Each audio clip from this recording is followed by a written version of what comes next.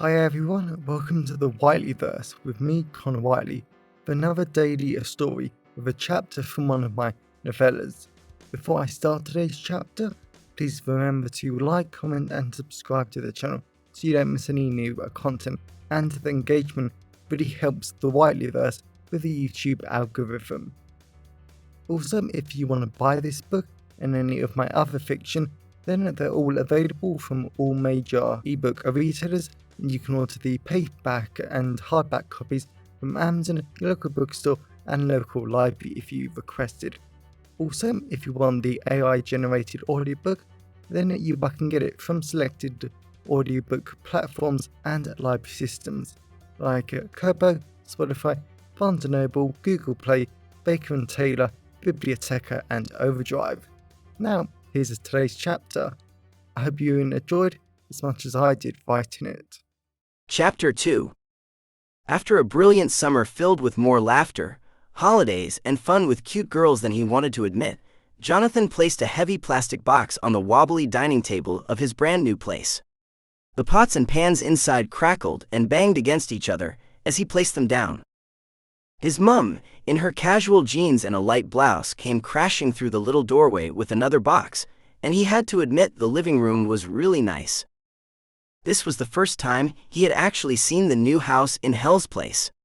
From the outside, it was an ugly little terraced house with dirty white paint that was starting to chip and peel off the cracked brickwork.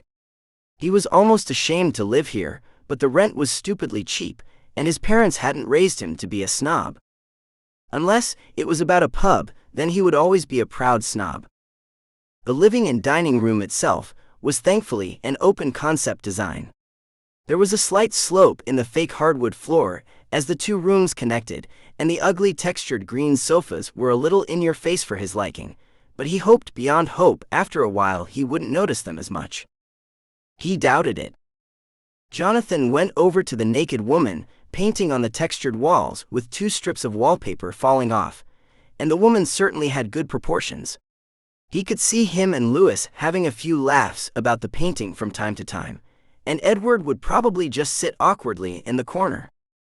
Jonathan wasn't sure how living with Edward would work out. As much as he loved Edward as a friend, he wasn't sure how he would cope if him and Louis constantly brought back girls for some late-night fun. He was a light sleeper, for starters. "What an awful painting," his mum said. Jonathan laughed and hugged his mum as his father in a black tracksuit brought in his final plastic box filled with his clothes. He hadn't really brought that much, but his old campus flat had been tiny, so he didn't own a lot. "Oh, that's so sweet of your landlord," his mum said. Jonathan looked round to see his mum going into the small galley kitchen with its stainless steel countertops and sink. There was a bright blue plate of 3 chocolate ginger biscuits on a plate. He grabbed one before his mum could, and the biscuits were so soft, perfect and crumbly in his hand. The strong aromas of chocolate and ginger were so intense that his mouth watered. The biscuit tasted brilliant. The strong dark chocolatey notes mixed perfectly with the slightly sweet and spicy hints of the ground and stem ginger. It was like a wonderful explosion of flavor on the tongue that melted into buttery deliciousness. Before he could even think, he devoured the last 2 biscuits before his parents could even think about getting one. The sweetness, the chocolate and the fiery ginger was just sensational. "I wanted one, honey," his mum said, giving him another hug. Jonathan laughed. Then he realized he hadn't actually thought or wanted to have a second biscuit. It was like he had picked them up and eaten them, but he hadn't wanted to. He wasn't actually sure how the biscuits had ended up in his mouth, but he was glad they had. They were amazing. Jonathan hugged his mum tight and enjoyed the sweet rose scent of her perfume. He shook his dad's hand and they left him. He didn't really want them to go because they were his parents. He loved them, and now he wouldn't see them until Christmas. Yet they had already had a great day together, a nice meal, and they had tried a few pubs in Canterbury.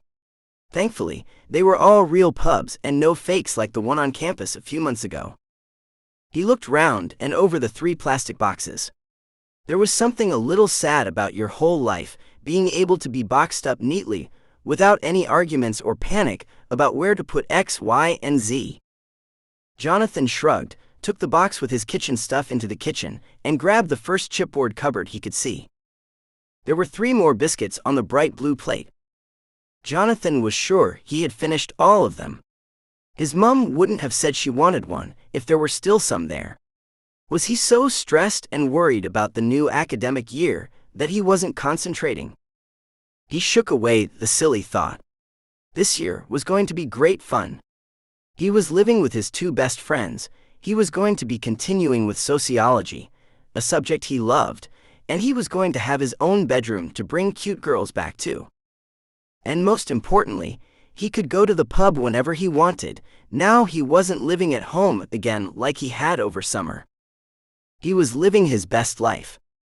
Johnathan blinked, and he found a half-eaten cookie in his hand, and then bright white light filled his vision. And 1,000 images filled his mind. Welcome back everyone, it's me again, Connor Whiteley. So I really hope that you enjoyed today's story, because I flat out love writing, creating stories and sharing them with you. If you really enjoyed today's story, then please remember to like, comment and subscribe to the channel so you don't miss any new content, and the engagement really helps the Whiteleyverse with the YouTube algorithms. And if you want to buy this short story or any of my other fiction, then they're available from all major ebook retailers, and you can get them from your local library if you requested, and you can order the paperback copies from Amazon, your local bookstore or local library if you request it. Lastly, if you want to support the channel on a one-off basis, then you can now buy me a coffee at buymeacoffee.com/Connor Whiteley. Also, if you know anyone who would enjoy today's story, then please share it with them. I'm always really grateful when you wonderful people help spread the word about the channel. So, thanks for watching the Whiteleyverse, and I'll see you again soon. Have a great day, everyone.